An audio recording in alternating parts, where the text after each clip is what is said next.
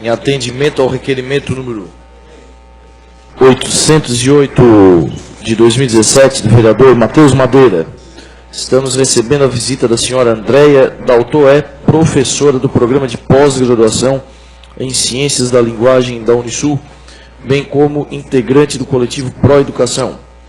O objetivo será o de abordar os resultados das pesquisas efetuadas pelo coletivo catarinense Memória, Verdade e Justiça sobre os trabalhos efetuados pela Comissão Estadual da Verdade, em especial quanto à existência de desaparecido político de Tubarão. Inicialmente será concedido o tempo de até 15 minutos à senhora Andréia Daltoé, professora do programa de pós-graduação em Ciências da Linguagem da Unisul. O uso desse tempo ocorrerá sem apartes ou réplicas do plenário, podendo conceder o tempo aos que lhe acompanham, se assim o desejar. Então, 15 minutos para a professora Andréia.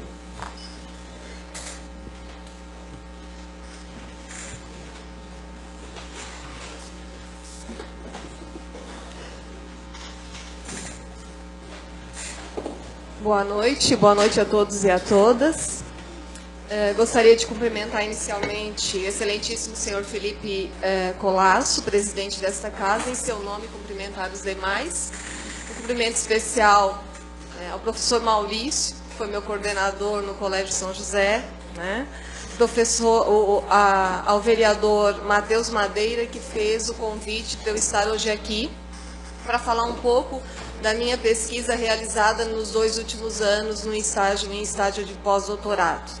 Né? Então, em 2015, quando o Matheus participou de um evento na Unisul, o evento Marcas da Memória, ele já demonstrou interesse em pensarmos, de repente, alguns projetos, né, que na nossa área nós chamamos de políticas de memória para a nossa região, para fazer conhecer a história de vítimas da ditadura aqui da região.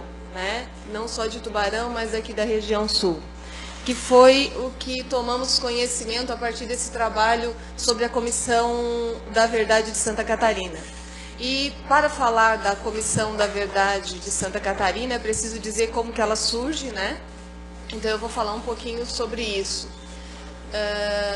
Antes de passar adiante, né, como o vereador Felipe Colasso já mencionou, eu faço parte do programa de pós-graduação Ciências da Linguagem da Unisul, integro o GEP, né, que é o Grupo de Estudos Pechetianos, integro também o Grupo de Estudo Relações de Poder, Memória e Esquecimento e o coletivo, né, Pró-Educação, que está aí presente também. Meu carinho também a eles.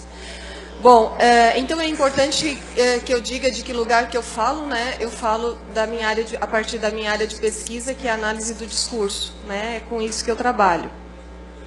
E tomei conhecimento dos trabalhos da Comissão da Verdade e passei a me interessar sobre como essa história sobre a ditadura voltaria agora, 50 anos depois do início da ditadura. Né? Como que seria contada, recontada e significada essa história.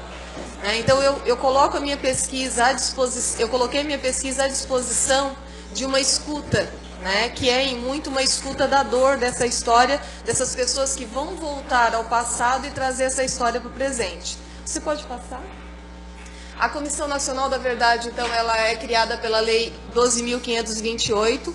Importante dizer que ela só foi criada por força de uma condenação que o Brasil sofreu pela Corte Interamericana de Direitos Humanos, né, um órgão da OEA, em virtude dos crimes cometidos no episódio que ficou conhecido como Guerrilha do Araguaia. A partir dessa condenação, a Comissão da Verdade, a partir dessa condenação da OEA, o Brasil foi punido em 11 providências, e uma delas seria a criação de uma Comissão da Verdade, que já vem bastante tarde, né? Se nós pensarmos que outros países da América Latina já fundaram a sua Comissão da Verdade na década de 80. Então, veio tarde e veio somente por força de condenação, talvez, né? Bom, a Comissão da Verdade não daria conta de, em 2 anos, conseguir reunir todo o material possível. Ela pediu colaboração técnica dos estados brasileiros. Alguns participaram, né? E em muitos estados, as próprias câmaras de vereadores formaram a comissão de auxílio à Comissão Nacional da Verdade. Muitas universidades formaram comissões também, né? E em Santa Catarina nós já tínhamos um trabalho bastante sério sendo desenvolvido aqui no sentido de recuperar essa história. Pode passar? Que é o trabalho do Coletivo Catarinense Memória, Verdade e Justiça. Um coletivo que conta com a participação, e eu vou destacar a participação dela, que é a Derlei Catarina De Luca, aqui de Criciúma, né, professora de História, que dedicou a sua vida a recontar e recontar essa história sempre. Então, faz parte desse coletivo ativamente. Infelizmente, agora se afastou por tratamento de saúde, né, ela enfrenta um câncer, mas foi a partir do contato com ela que nós começamos nessa empreitada da pesquisa. E eu comecei a participar desse coletivo em Florianópolis, que se reúne na Assembleia Legislativa. Pode passar? Nós também temos, aí aqui a foto da Derlei, para quem não lembra, né? Nós a trouxemos já em 2014 na Unisul para um evento. Ela conversou à época com alunos de Direito, Relações Internacionais e outros cursos. E começamos uma conversa e a partir dali nós sentimos a necessidade de os alunos encontrarem espaços para esse debate, né? Espaço para conversar sobre essa história. Muitos alunos à época relataram que não faziam ideia da participação de Santa Catarina nessa fase da nossa história. Pode passar? Outro encontro feliz também com Marlene Socas, de Criciúma, né? Uma senhora com 84 anos, que também está aí lutando pelo resgate dessa história. E eu a conheci agora num evento que aconteceu na Unesc. A Unesc promoveu uma homenagem a ela, né? Deu nome a uma sala, né? Deu nome a uma sala de Marlene Socas.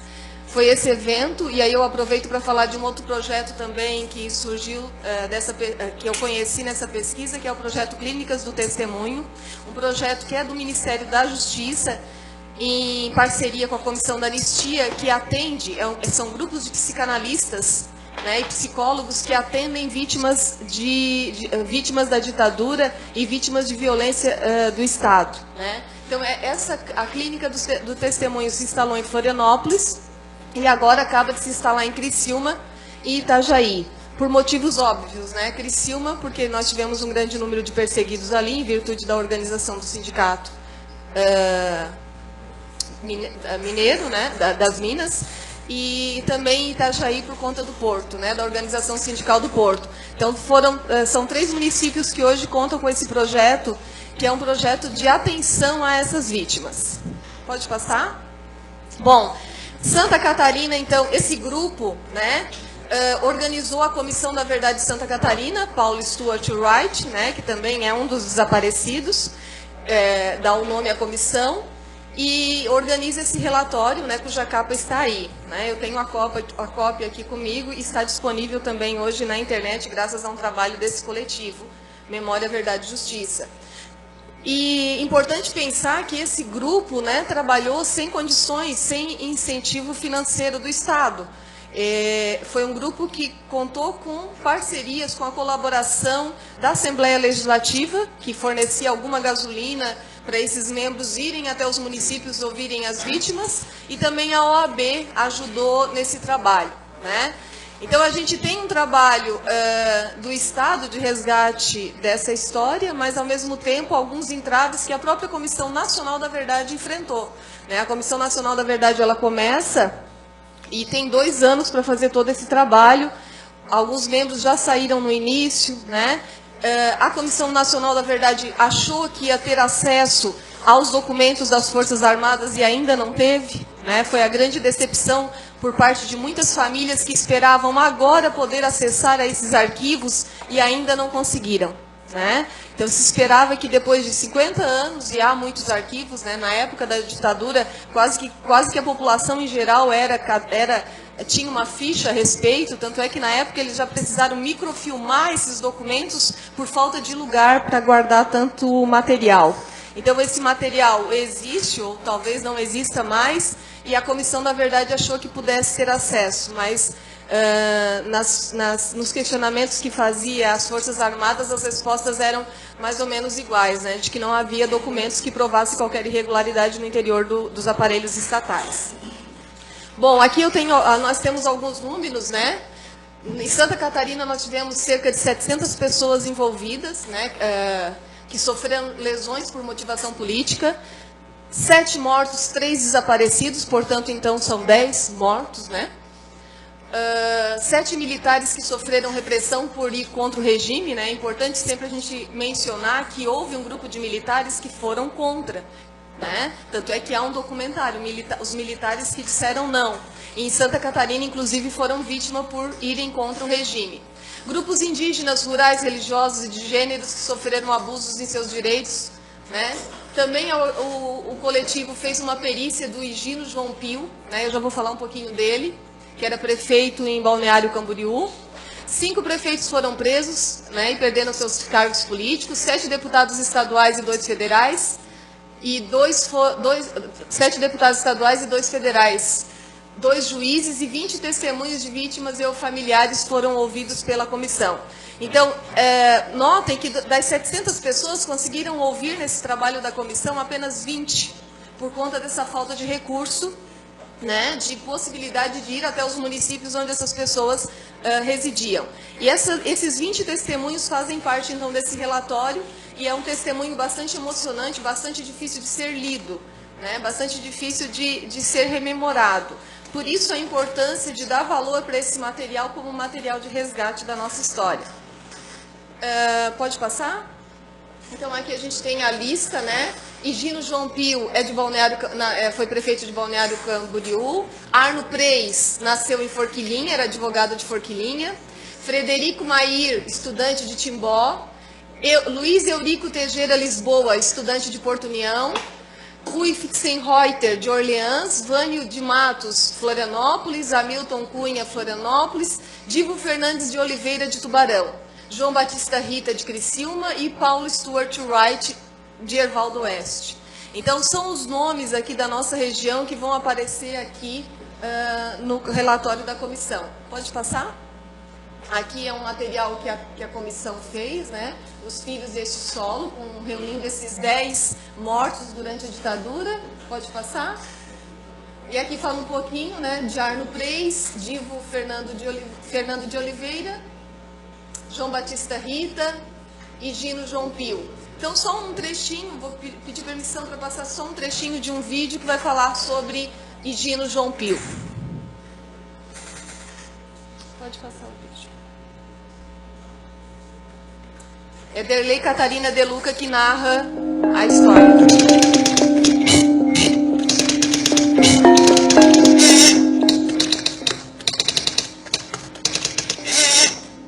Em final de fevereiro de 69, é preso Higino João Pio, que é o único assassinato acontecido no estado de Santa Catarina. Foi o primeiro prefeito eleito de Balneário Camboriú. João Goulart tinha casa aqui na praia, sempre estava ele era muito amigo dele.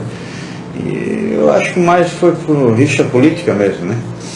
O pai era uma pessoa muito simples, né? Não tinha estudo, era um cara assim humilde, uma pessoa que ia na casa de um, ia na casa de outro, como é que chama, daquela veraneira antigamente, da DOPS, né?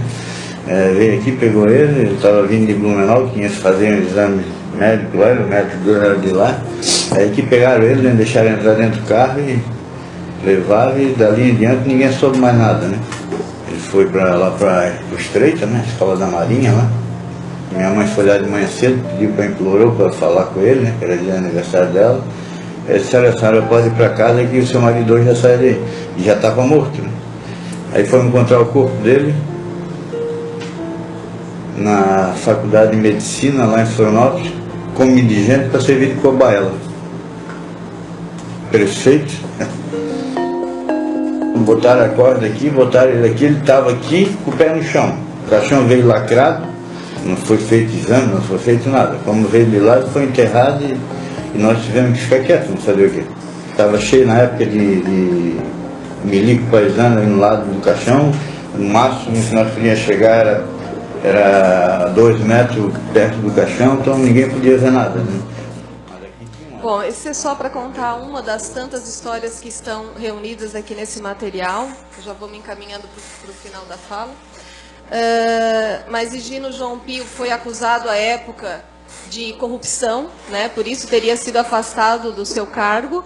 e depois foi provado que não havia nada contra o seu nome na prefeitura.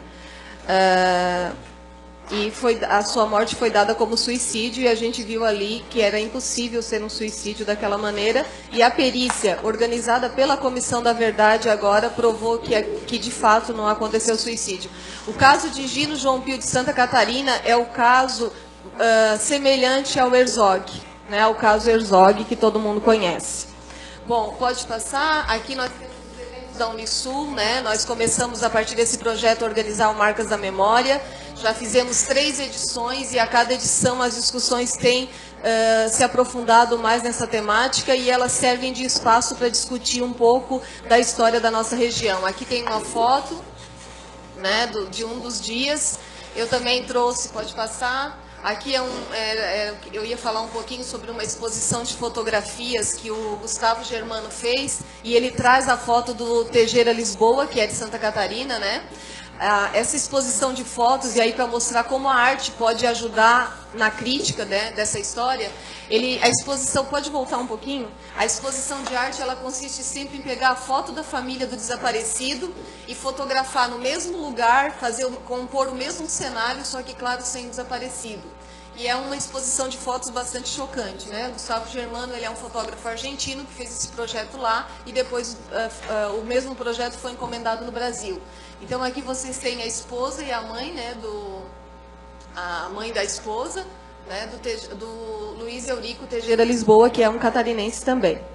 Então, eu gostaria infelizmente, né, não consigo apresentar o restante da pesquisa, mas eu acho que eu já agradeço essa oportunidade, esse espaço, para falar um pouquinho sobre a necessidade de recontar essa história, né? Porque falar sobre a ditadura e falar sempre, embora já se tenha falado muito em importantes filmes e importantes documentários aqui no Brasil, a gente já tem muito material a respeito. É importante pensar que a Comissão da Verdade, ela vem fazer um papel fundamental, que é abrir um espaço legitimado no interior do próprio Estado para se haver com essa história. Então, não é importante, os filmes, tudo que foi feito até agora são igualmente importantes, mas abrir um espaço no interior do próprio Estado para apurar essas questões, embora com todos os impedimentos que a gente ainda teve, era simbolicamente necessário, né? Então, com isso, eu termino lembrando uma história, né, falando do Holocausto, uma história que eu acho que cabe bem aqui, que é a história do Primo Levi. Ele viveu, né, nos campos de concentração de Auschwitz, e ele era químico, e talvez ele tenha sobrevivido por causa disso, ele conta, né, ele sobreviveu ao campo de concentração, embora tenha se matado depois, e o Primo Levi conta um sonho que ele tinha recorrente, que era o sonho de voltar para casa e querer contar tudo o que ele passou no campo de concentração. Só que as pessoas ouviam o que ele dizia e saíam indiferentes. E ele não entendia como que as pessoas não escutavam, né? Então eu acho que essa história nos ajuda a pensar um pouco do nosso desafio com este passado da ditadura no Brasil, seja nosso papel como sociedade, pesquisador, representante político. Não é tarefa fácil, pois precisamos nos colocar no lugar de testemunha que não viveu a tortura, mas que aceita escutar essa dor. E não vai embora como no sonho do Primo Levi, né? Então, é conseguir ouvir uma narração insuportável em alguma medida. Então, reforço, né, juntamente com o vereador Matheus, a partir das nossas conversas, que são importantes e necessárias políticas públicas de educação para a cidadania e para direitos humanos, projetos que permitam à escola trabalhar com a história do seu entorno, que estimule os alunos a buscarem saber sobre sua própria história. Enfim, ações que nos permitam, em alguma medida, acertar as contas com este passado. Que os criminosos que mataram, torturaram e ocultaram cadáveres paguem por esses crimes, para que a impunidade não faça escola. Muitos deles já morreram ou estão bastante velhos. Mesmo assim, deveriam ser julgados e condenados, pois, simbolicamente, isso ajudaria, em parte, a se fazer alguma justiça. E, principalmente, fazer refletir sobre os movimentos que vêm pedindo atualmente a volta da ditadura, ou intervenção militar, como queiram chamar. Que eles não encontrem lugar numa sociedade que, infelizmente, já vive em regime de exceção e que precisa lutar todos os dias pela democracia que está sempre ameaçada, principalmente nos momentos de crise como vivemos agora. E lembramos, a cada vez que esta, mesmo que frágil democracia é ameaçada, é o povo que sofre as piores consequências. E aí, a última tela, por favor. Eu termino com o Eduardo Galeano. A última tela, pode passar? Eu termino com o Eduardo Galeano, que vai dizer: por mais que a queimem, por mais que a rasguem, por mais que a mintam, a história humana se nega a calar a boca. O tempo que foi continua pulsando, vivo dentro do tempo que é, ainda que o tempo que não é o queira ou não saiba. Então fica essa mensagem para a gente pensar, né, quem sabe futuras políticas de memória, ações que valorizem essa história, que valorizem a nossa própria história, né? Eu agradeço a atenção de vocês e a oportunidade promovida pelo vereador Matheus. Obrigada. Obrigado também. Pediria para a professora Andréia ficar na tribuna, porque nós vamos colocar agora... Acho que Senhor presidente, eu proporei fazer a proposição para o propositor do convite falar em nome de todos os vereadores, já que nós vamos ter mais um convidado. Poderia ser o vereador Maurício, então, quem solicitar, pode ser?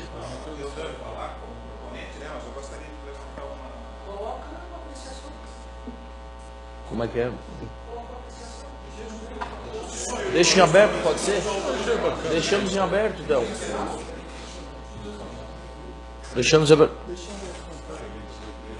Senhor presidente, a bancada do PSD sente-se confortável já com a fala do propositor. Tá. A bancada do PMDB também credencia o vereador propositor. A bancada, presidente, também do PSDB se sente contemplada com o propositor. Então fica o PP, como é que fica? Então tá, então fica o vereador Maurício, o vereador Gelson e o vereador Matheus. Pode ser? Acordado? Vereador Maurício, então. Senhor presidente, senhores vereadores, cumprimentar o vereador Matheus pela iniciativa, cumprimentar a professora Andréia, que já conheço de longa data, como bem ela disse, já trabalhamos juntos em outras oportunidades, mas exato, e cumprimentá-la pela pesquisa. Andréia, eu vou fazer uma pergunta que tu responde se tu quiser, não és obrigado a responder. Mas depois de fazer a pergunta, eu vou fazer um comentário. A pergunta é se foi encontrado o corpo do Rui Fisterreuter. Mas se tu não quiser, não precisa responder. E o comentário é o seguinte: todos nós sabemos que quem não conhece a sua história corre o risco de repeti-la. Pior, sem saber que está repetindo. Eu estou dizendo isso para reforçar a importância dessa pesquisa que tu faz, mas de que tu tenhas outros espaços, inclusive mais amplos que esse que é aqui da Câmara de Vereadores, para que mais pessoas tenham acesso. Principalmente nesse momento em que nós estamos vendo um pedido muito forte pela volta da ditadura. Eu já escrevi alguns textos a respeito disso, mas duas coisas me apavoram nesse pedido da volta da ditadura. A primeira é que são os jovens que estão pedindo a volta da ditadura. Segundo, eles querem a volta da ditadura porque eles estão deslumbrados com a violência que ela proporciona. Então são duas coisas que de fato me apavoram, por isso eu entendo que esse teu trabalho precisa ser alcançado por um número maior de pessoas e principalmente para os jovens. Sim. Obrigada, Maurício. Eu posso já falar? Pode. Você lembrou uma frase do Eduardo Said, que vai dizer que é necessário entender o passado para interpretar o presente, principalmente porque nunca temos a certeza de que o passado é passado, se ficou para trás ou se persiste de outras formas. Não há nenhuma maneira de isolar o passado do presente.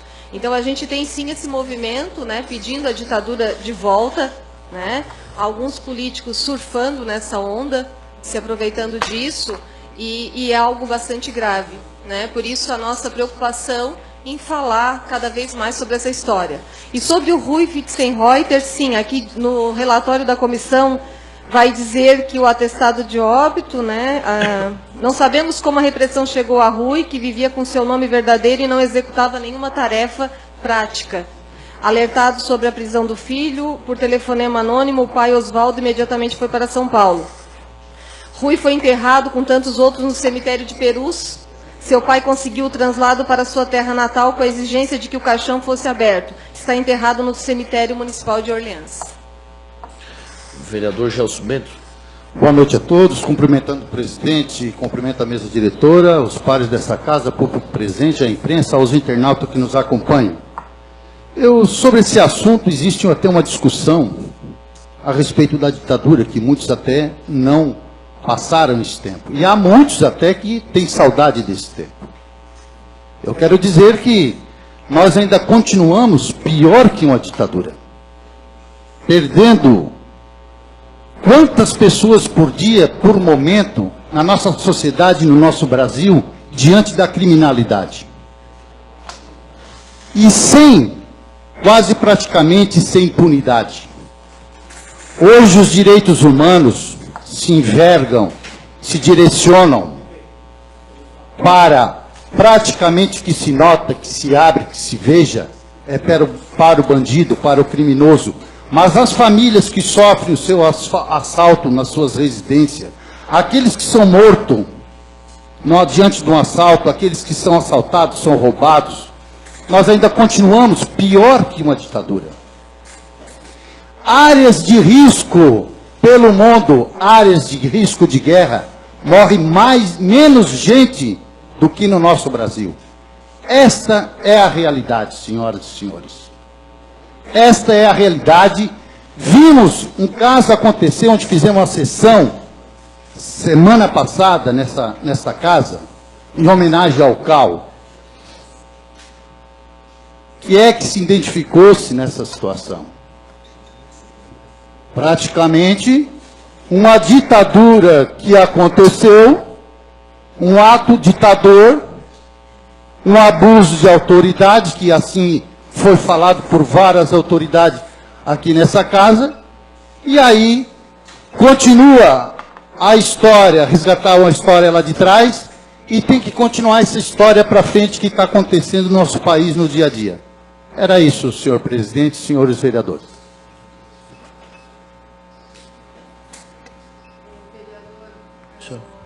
Sim, nós estamos diante de uma crise, como eu falei, a democracia acaba sendo quase que exceção e o regime de exceção é quase a normalidade. Mas ainda assim a democracia, nós precisamos fortalecê-la todos os dias. Eu acho que foi o próprio professor Lédio que falou numa dessas entrevistas sobre o CAU, e ele fala, né, eu acho que é ele que diz que a democracia não dorme. Então, eu acho que nós precisamos fortalecê-la e também repensar esse dizer sobre os direitos humanos, né? Eles não estão aí, os direitos humanos não são colocados aí para defender bandido, como muitas vezes a gente ouve, né? Mas aí é uma discussão um pouco mais abrangente, né? Eu agradeço a sua contribuição. Vereador Lucas. Boa noite, senhor presidente. Boa noite, professor André.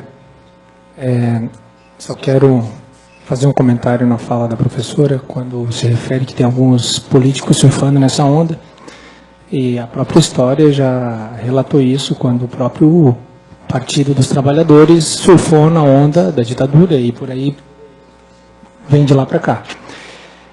Eu acho que realmente tem uma esquerda aí realmente desequilibrada, e que está tentando agora voltar a fazer protestos, mas era eles que estavam até agora no poder. Ainda continuam, porque o Temer era da chapa da Dilma. Então, o que o professor Maurício falou, ele está coberto de razão. Eu acho que ninguém quer que volte a ditadura. Por mais que a gente fale com algumas pessoas na rua, pessoas que passaram pela ditadura e com saudade. Justamente tem gente que não quer, mas tem gente que está com saudade de ter segurança na rua, de ter respeito. E realmente a população está pedindo alguém para mudar, e não está vendo isso em nenhum político. Essa é a verdade. Estão desesperados pelos bons costumes, pela moral, e de repente há algumas falas, que bom que voltasse a ditadura, mas é a minoria que está querendo isso, é a minoria que quer que volte a ditadura. Agora, só não pode cair no papo da esquerda de jogar fazer a coisa voltar para o lado da esquerda, com que se eles fossem os bons mocinhos e que eles fossem a salvação, porque foi um golpe, tirar a Dilma. Mas bem pelo contrário. O que acontece hoje em dia é o desespero da segurança pública, é o desespero que está soldando as famílias. 70 mil isso é FG.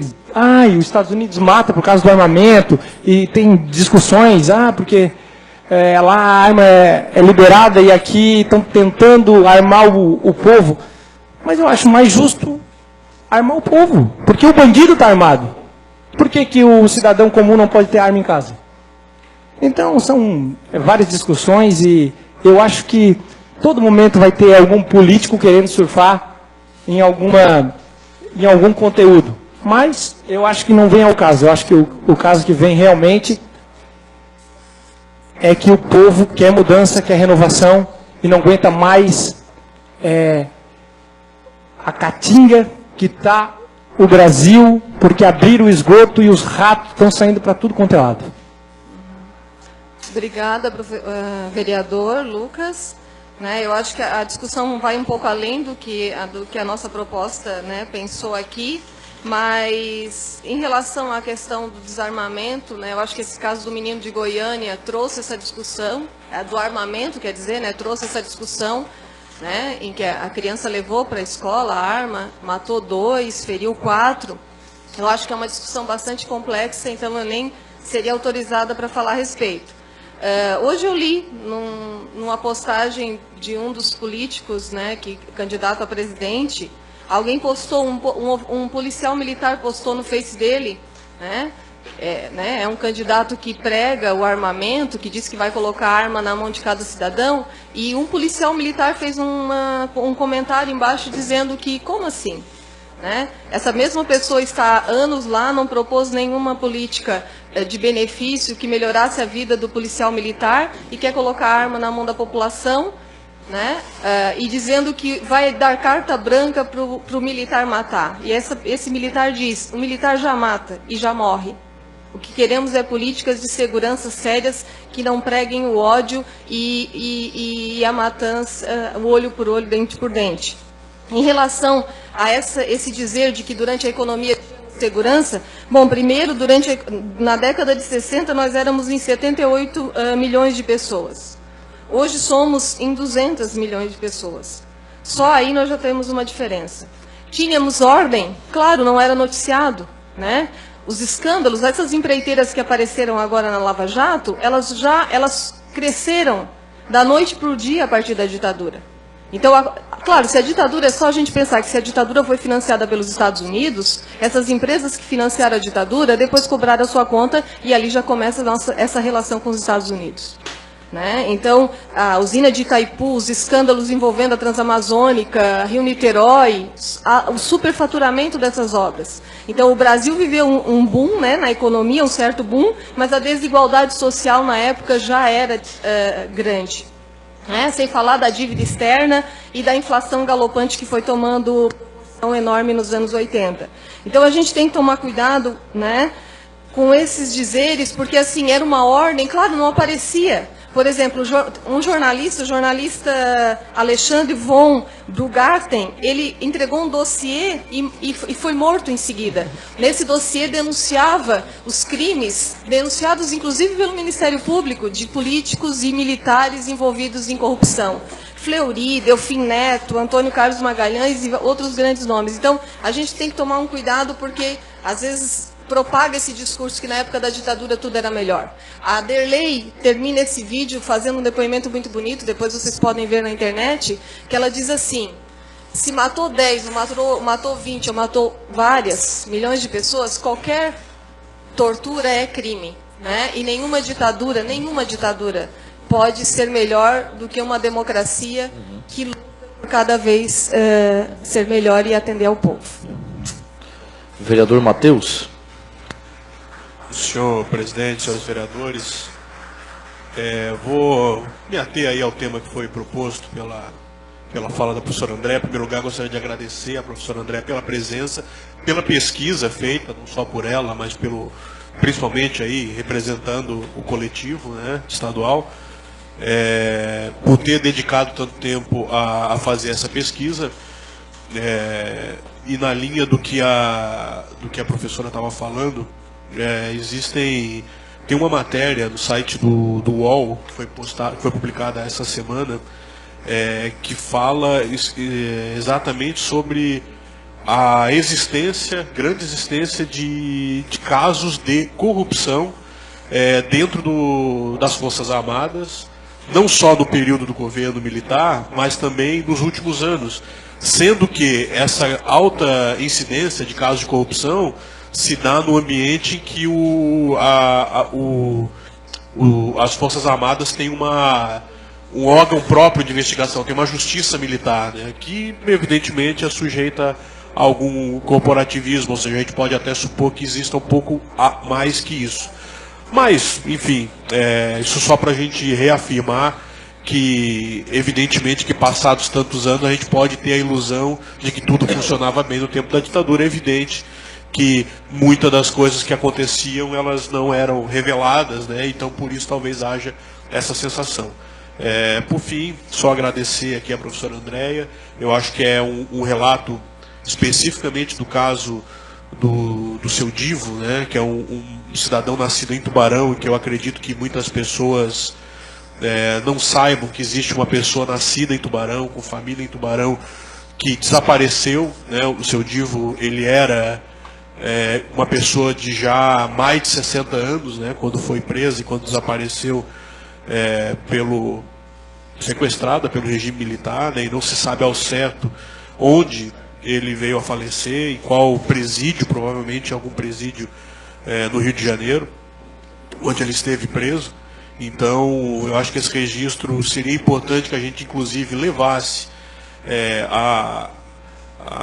às escolas do município, né, que esse registro ficasse claro para que a gente sentisse como os efeitos da ditadura chegaram aqui também no nosso município. Eu cheguei a conversar com o professor Mário a respeito dessa situação, cheguei a falar para ele dessa apresentação, né, evidentemente que ele teve aí uma tragédia familiar essa semana, né? E essa conversa fica com certeza suspensa até um momento mais adequado. Mas, de toda forma, gostaria de agradecer a presença da professora Andréa, agradecer o trabalho que foi feito por todo o coletivo, com as dificuldades financeiras que ela já citou, e solicitar que esse trabalho continue sendo feito para que a gente possa evoluir como sociedade e, como bem disse o professor Maurício, depois complementado pela citação da professora, que a gente saiba o que aconteceu para que não aconteça de novo. Muito obrigado. O corpo de Oliveira nunca apareceu, né? E isso, mesmo em situações de guerra, é direito da família enterrar os seus corpos. Então isso é muito grave, né? Eu não deu para apresentar aqui, mas eu trabalho num dos artigos, acho que é o que está aqui nesse livro, a lápide de um túmulo, de um desaparecido, em que a família escreve: este túmulo... Professora, só um minuto. Eu acho que cabe o esclarecimento que o desaparecido político é a pessoa cujo corpo nunca foi encontrada, né? Sim, eu acho que essa é a sim, diferença entre sim. o morto e o desaparecido, é basicamente essa é a diferença, que evidentemente hoje todos são mortos. Todos, né? são mortos, né? Mas é importante pensar que as famílias ainda esperam o seu morto. Elas precisam enterrar, nós precisamos enterrar os mortos. Né? Então, muitas fizeram um túmulo com o nome, pegaram um caixão, colocaram os pertences dos mortos dentro, fizeram inclusive missa de 7º dia, missa de corpo presente e tudo, porque isso é necessário. E essa lápide do túmulo que eu trabalho em um dos artigos, a família colocou: este túmulo aguarda o corpo de fulano de tal. Então, é um túmulo que serve de denúncia, porque todo túmulo guarda o corpo de alguém.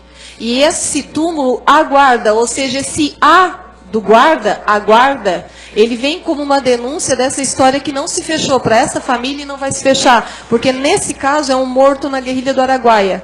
Ou seja, não vai aparecer mais esse corpo, né, que foi morto na guerrilha do Araguaia. E assim como os corpos que também estão desaparecidos até hoje, muito difícil de aparecerem, porque, por exemplo, a exumação que está sendo feita na Vala de Perus, né, pela universidade, é um trabalho enorme, de anos, E as famílias, né, no caso da mãe do Silon Brum, que é desse túmulo que eu mencionei, a mãe morreu sentada na varanda, porque todo final de tarde ela dizia, hoje meu filho volta, e não volta. Eu agradeço, então, infelizmente, eu tenho que me ausentar, porque eu volto na universidade. Para encerrar, professora, a gente vai querer entregar uma... Mas pode fazer as considerações finais. Ah, sim. Tá. Só agradecendo novamente esse espaço, né? Eu acho importante.